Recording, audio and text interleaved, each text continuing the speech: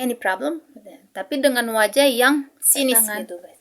Terus mereka bilang, halo, kamu makan pakai tangan? Iya, emang kenapa? Keras, menjua-jua buat teman-teman semua. Kembali lagi di channel YouTube aku, Keluarga Batak Bahagia di UK. Oke guys, hari ini tuh, oh iya, sebelumnya aku ngucapin terima kasih buat teman-teman, buat saudara, buat keluarga semua yang udah mensubscribe dan like, komen video-video aku. Bagi yang belum, subscribe ya guys, subscribe teman-teman video aku, YouTube channel aku, supaya YouTube channel aku berkembang dan aku semangat konsisten membuat video, mengupload video untuk kalian. Wow. Oke teman-teman, hari ini tuh aku mau menjelaskan kultur shock aku selama tinggal di UK. Kebetulan aku itu kan udah 3 bulan lebih tinggal di UK. Aku sampai di UK itu tanggal 21 Maret 2023 dan sekarang itu kan udah tanggal 28 Juni. Jadi udah 3 bulan lebih aku tinggal di UK.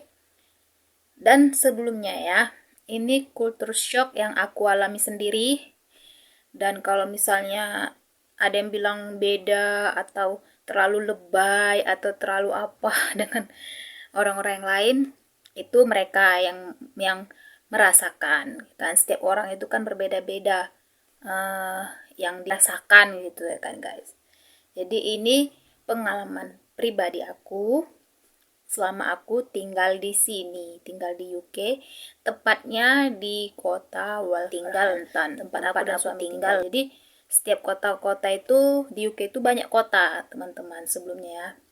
Di UK itu banyak kota dan setiap kota itu kan beda-beda situasinya, beda juga kondisi kotanya, beda juga lingkungannya gitu guys. Yang pertama itu tidak ada jet shower. Tolak kalian kan jet shower itu apa? Untuk, maaf cakap, untuk cebok. Kalau kita lagi pup dan kalau kita lagi pipis. Tuh guys. Jadi waktu aku ke UK, waktu masih di Malaysia, aku kan transit di Malaysia dan Dubai.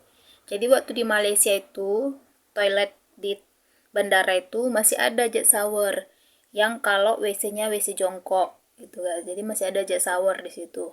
Tapi kalau WC duduk memang gak ada, tisu dibuatkan. Tapi semenjak aku nyampe di UK, di Dubai, aku gak ada ke toilet karena kebetulan transitku cuma 1 jam. Terus aku harus nyari lagi gate-nya, ya kan. Dubai itu kan luas bandaranya. Jadi aku gak sempat ke toilet. Tapi waktu pas nyampe di Birmingham, aku ke toiletnya, sama sekali tidak ada jet shower. Dan nggak hanya di bandara guys, di tempat umum juga. Contoh di supermarket, di mall, bahkan di rumah. Di rumah-rumah itu tidak ada jet shower. Karena kan berapa hari ini dari bulan semalam itu, aku dan suami kan sebenarnya mau pindah ke Derby. Jadi kami nyari rumah gitu di Derby, di daerah kota Derby. Jadi setiap kami melihat rumah yang mau disewa, itu sama sekali tidak ada jet shower guys. Cuman shower untuk mandi, bukan untuk yang cebok untuk pipis itu, enggak. Jadi kalau misalnya tidak terpaksa kali ke toilet, aku nggak mau ke toilet. Shock dong ya kan. Secara aku yang dari lahir sampai umur 34 tahun di Indonesia, tepatnya di Medan, itu harus pakai air gitu kan. Jadi di sini pun aku sediain gayung. Aku buat gayung di kamar mandi khusus untuk aku aja dan aku sendiri yang pakai. Sampai kemarin suami nanya, si abang nanya, ini kenapa ada apa tempat gitu di kamar mandi? Iya, untuk aku itu, bilang.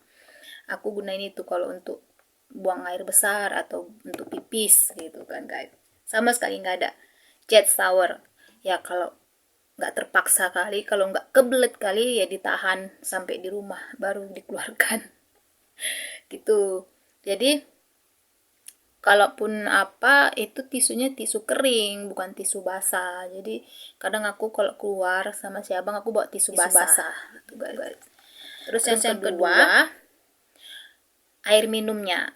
Biasa kan air minum di Medan itu kan kita beli ya kan. Nah, kalau di sini tuh air dari wastafel itu udah bisa langsung diminum gitu guys, nggak ada saringan atau apapun, itu bisa langsung diminum. Tapi waktu aku lihat kuliah di gelas masih ada kayak putih-putih gitu, aku nggak tahu ya itu entah apa. Buat yang tinggal di UK, teman-teman tinggal di UK coba komen ya, itu di hari itu masih ada putih-putih. Contoh nih, aku kan ini air putih, ini dia guys, masih ada putih-putihnya gitu. Ini yang udah aku masak ya, aku selalu masak airnya karena gimana ya, kata si abang sih udah bisa langsung diminum katanya kan, tapi aku nggak sek lah gitu kalau nggak dimasak kan guys. Sedangkan di Medan aja air galon itu aja kami harus dimasak gitu kan, apalagi ini air langsung keran. Aku nggak mau minumnya terus harus dimasak. Kalau air wastafel mau minum dingin banget banget banget. Contoh nih, ini yang udah ketiga ya, di bulan ini kan masuk summer tuh, musim panas, cuaca panas ya kan guys, nggak ada sama sekali dingin-dinginnya gitu ya, paling dingin paling beberapa hari gitu kan. Tapi air di wastafel itu selalu dingin kayak air es, kayak mana kalian tahu air es, kayak gitulah air di wastafel ini guys, dingin kali. Dan terus terang awal-awal pertama aku nggak tahu kalau misalnya air wastafel itu ada untuk air panasnya juga gitu kan, kayak kita mandi di shower gitu, kalau diputar kiri ada itu untuk panas, untuk hangat gitu kan, karena dia nggak ada tanda merah atau birunya gitu di wastafel itu. Jadi aku nggak tahu pertama-tama, si abang ini kesini untuk yang panas, yang kesini untuk yang dingin. Maklum lah ya kan, pertama kali awak ke Eropa. Jadi nggak tahu tuh guys. Jadi air wastafelnya itu dingin banget, dingin. Kalau nggak kita putar ya, kita cuci piring, cuci tangan itu kayak pakai terus es. Yang keempat tuh guys, terus yang keempat, binatang piaraan bisa masuk ke stasiun umum. Wow. Contoh ke kereta dan ke bus.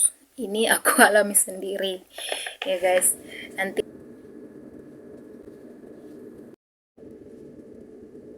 dan aku shock gitu. Sedangkan di Medan itu ya paling bawa ayam, setahu aku ya, bawa ayam yang bisa kan. Ini jelas-jelas anjingnya itu memang nggak dikurung di kandang, enggak ya, cuman dirantai aja gitu. Dan kucing pun kayak gitu mungkin ya, aku nggak tahu. Tapi yang aku lihat secara langsung itu anjing itu cuman dirantai aja gitu guys. Jadi aku gini, wow, udah gitu anjingnya deket-deket pula lah gitu sama aku sebenarnya agak, bukan ini ya, agak takut dengan anjing tuh guys.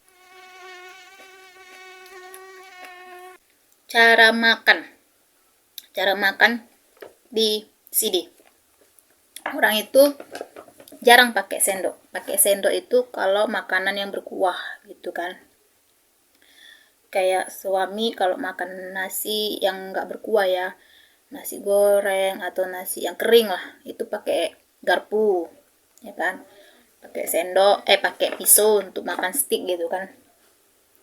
Terus sedangkan aku paling makan nasi goreng aja kita pakai sendok ya kan, tapi kalau sama makan sup lah pakai sendok, tapi lebih sering pakai tangan kan guys. Jadi waktu pertama kali aku datang terus aku masak, aku makan pakai tangan, aku cuci pakai tangan nih kan.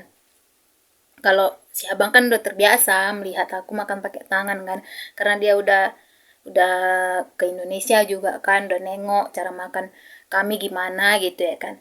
Tapi teman-temannya si abang mereka ngeliatin aku makan karena aku makan pakai tangan, terus mereka bilang, halo, kamu makan pakai tangan? Iya, emang kenapa, aku bilang gitu kan. Mereka kayak terkejut gitu, emang kenapa, apa salah gitu makan pakai tangan gitu kan. Ya mereka senyum aja gitu lihat aku makan.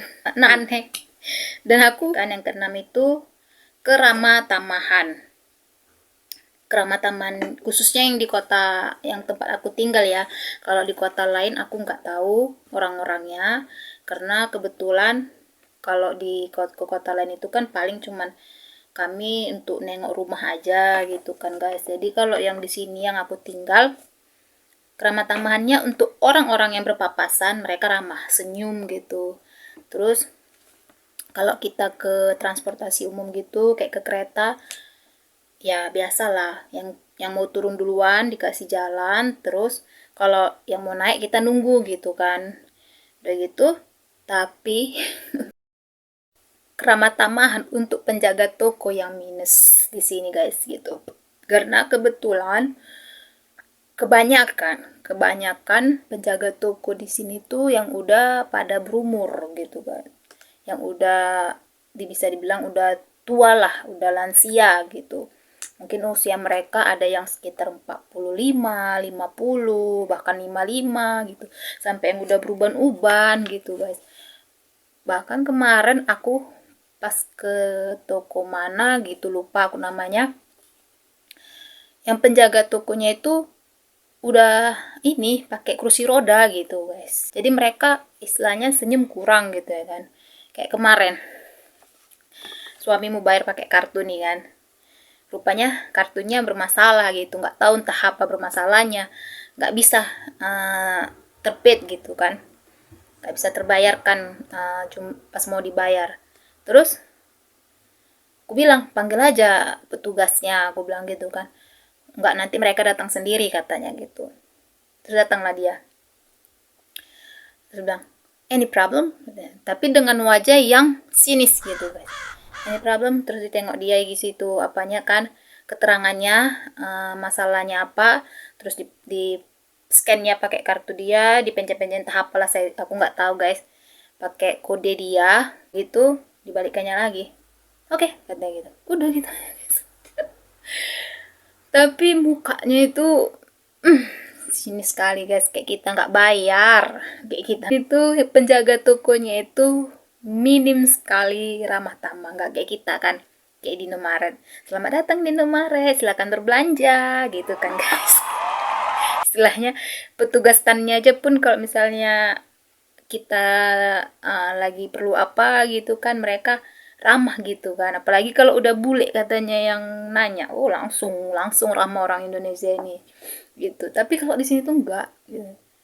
Penjaga tokonya itu sinis mukanya, nggak tahu ya, mungkin ada plusnya juga mereka seperti itu supaya pengunjung toko itu tidak sembarangan mungkin ya sama karyawan-karyawannya. Ada juga mungkin seperti itu, makanya mereka nggak kena tegur. Kalau jam mereka seperti itu nggak kena tegur. Tapi kalau di Indonesia kan pasti ditegur itu, karena kan kita menjual jasa. Menjual jasa itu kan kalau muka kita murung, sedangkan aku aja pengalaman aku kerja di hotel, muka murung itu aja udah kena tegur sama manajer kan. Bahkan aku dulu awal-awal kerja di hotel aja dibilang muka aku ini muka nggak pernah senyum katanya, muka sinis, itu aja selalu aku kena tegur. Tapi kalau di sini enggak gitu, memang tuh senyum. Mungkin memang gitu yang setuju seperti itu. Kalau di sini sewa rumah harus menanyakan tentang ras gitu guys, sewa rumah loh, untuk sewa rumah. Dan aku itu taunya pun waktu si abang isi appointment untuk dokumen-dokumen gitu untuk sewa rumah, dan ada di situ ditanya ras kita. Kayak aku kan, aku udah karena dari Asia, dibuat di situ Asia woman gitu tuh guys. Dan aku nanya sama si abang, kok dia nanya ras sih, gue bilang kan, emang kayak gini harus ya, gue bilang gitu kan. Kan kita bukannya, maaf cakap, bukan teroris gitu kan. Agama enggak pala di iniin, enggak pala di komplain sama mereka gitu. Kata abang memang seperti ini gitu, karena di sini kan banyak banyak ras yang tinggal di UK. Kadang-kadang pemilik rumah itu nggak mau kalau kita punya piaraan, itulah. Makanya sampai sekarang kami belum dapat rumah yang mau landlordnya itu ngasih persetujuan gitu untuk kami nyewa rumah. Ya nggak tahu ya, karena ada beberapa kawanku bilang mungkin karena ke Lensal ada binatang peliharaan gitu kan, ada kucing. Karena kebanyakan mereka itu nggak mau menyewakan rumah untuk untuk penyewa yang punya binatang peliharaan gitu. Jadi agak ribet di sini untuk sewa rumah. Untuk sewa rumah ya, karena ini aku ngalami sendiri gitu. Yang kedelapan, beda dengan kita di privasi. Di sini tuh orang-orangnya itu sangat privasi sekali gitu guys. Lain hal dengan si abang ya. Kalau si abang udah mati rasa tentang privasinya. Jadi dia sering masuk ke YouTubeku kan, sering dia aku videoin di story gitu kan. Karena dia udah cuek gitu, udah terbiasa mungkin melihat istrinya sering-sering record, sering buat story ada dia gitu. Waktu pas kami pacaran pun aku sering masukin dia waktu kami video call gitu. Jadi dia udah terbiasa. Tapi untuk teman-temannya record waktu abang masak itu, dia ngomong sama aku, kamu filming, katanya gitu sama aku. Iya, aku bilang kan, karena dia pas lewat dia nggak nengok pertama, habis itu balik lagi. Pas mau dia ngomong sama si abang, dia nengok tuh video dia di situ. Record. Kan, terus dia bilang, dia kamu filming. Iya, aku bilang. Terus yang waktu video masak yang aku upload itu guys, terus dia, untuk apa, katanya kan, aku ada YouTube channel, aku bilang, jadi aku merecord, aku bilang gitu kan, jadi untuk YouTube aku bilang. Oh, itu katanya, tapi dengan sinis. Kenapa? Kamu keberatan? Kamu nggak mau kena wajahmu? Kalau memang nggak mau biar saya cut, gue bilang gitu. Ada wajahmu, gue bilang gitu. Terus terakhir bilang dia, oh ya udah nggak apa-apa, kata. Tapi ya nggak enak juga kan guys. Makanya di video itu ada yang aku cut waktu pas abang bicara sama kawannya. Itu karena masuk muka dia, muka wajah dia itu. Aku takut dia nanti komplain, karena di sini guys, komplain soal wajah kita diekspos ke media sosial itu bisa kena hukum juga, bisa. Lebih bagus cari aman kita. Situ yang ke-9, bahasa, ya kan? Bahasa. Kan tinggal di UK, Sal, pasti bahasanya bahasa Inggris dong. Iya, betul. Bahasanya bahasa Inggris, ya kan? Tapi bahasa Inggrisnya itu lain kota, lain aksen. Si abang kan bukan orang British, dia Polandia, dan bahasa Inggris aksennya itu beda dengan yang British guys. Beneran asli, kalau British ngomong sama sekali aku nggak ngerti. Contoh waktu si abang rapat online, ya kan, meeting online itu, dia kan tuh langsung tuh komunikasi gitu kan sama manajernya. Apa yang dibilang manajernya aku sama sekali nggak ngerti. 100% aku nggak ngerti sama sekali guys, karena kebetulan mungkin manajernya itu British, ya kan. Baru waktu aku ke Manchester sama si abang ke Manchester, nah itu tuh banyak mungkin di situ di Manchester itu orang British, aku nggak tahu ya, cuman aksen Inggrisnya itu beda kali beda, dan aku sama sekali nggak ngerti. Beneran aku nggak ngerti sama sekali apa yang mereka cakap gitu kan. Tapi waktu aku ke Long Eaton atau ke Derby itu masih ngerti, masih ada yang ngerti aku. Jadi nggak yang British asli, tapi kalau British asli ngomong sudahlah lewat. Aku sama sekali nggak ngerti. Yang terakhir ya, dan ke-10, dan pakaian. Kan sekarang udah musim summer tuh, ya kan? Kalian tahu kenapa aku shock di sini itu melihat mereka cara berpakaiannya itu ada yang pakai tank top yang tali satu gitu, tapi yang agak lebar lah talinya gitu, tank top lah, tapi nggak pakai bra, jadi pentil gitu. Nampak gitu guys, nonjol gitu kan. Aku OMG, terus aku bilang sama si abang kemarin, kayak mana kalau aku pakai yang kayak gitu, aku bilang kan. Kata dia, kalau kamu merasa nyaman pakai seperti itu pakai, kata. Tapi kalau nggak nyaman ngapain dipaksa, kata si abang. Bahkan ada yang pakai hot pants, kayak nggak pakai hot pants gitu, cuman kayak pakai apa ya, pakaian dalam, jadi nampak pantatnya, asli nampak pantatnya guys gitu. Dan mungkin sama si abang itu udah biasa, sama aku luar biasa. Ada yang cuman pakai bra aja, nggak ada pakai apa-apa, pakai bra, pakai hot pants, udah gitu guys. Udah tahu itu kemana, itu ke stasiun, posisinya ke stasiun, ke tempat umum gitu. Nah, itulah culture shock aku selama aku tinggal di UK 3 bulan. Mungkin nanti setelah aku lama tinggal di UK itu mungkin akan berbeda lagi ya culture shocknya sekarang. Apalagi kalau nanti aku udah kerja, ya kan? Itu mungkin akan berbeda lagi culture shockku. Tapi yang saat ini itu yang ku alami, woy. Jadi untuk kalian yang mau ke UK, yang mau ada rencana untuk ke UK, ya kalian bisa denger-denger lah. Memang setiap orang itu berbeda-beda culture shocknya, ya kan. Karena aku sempat juga nonton beberapa video di YouTube itu, mereka mengalami culture shock juga yang berbeda dengan yang aku alami. Tapi yang aku alami sendiri dulu video aku, video pengalaman aku, culture shock aku selama aku tinggal di UK 3 bulan. And ngomong-ngomong, jangan kalian salpo sama kunciranku ini ya. Nggak tahu entah kenapa, entah ada angin apa, si Salini lagi mental-mentalnya pengen kucuran kayak gini ya. Pakai cap, ya kan, lagi mental.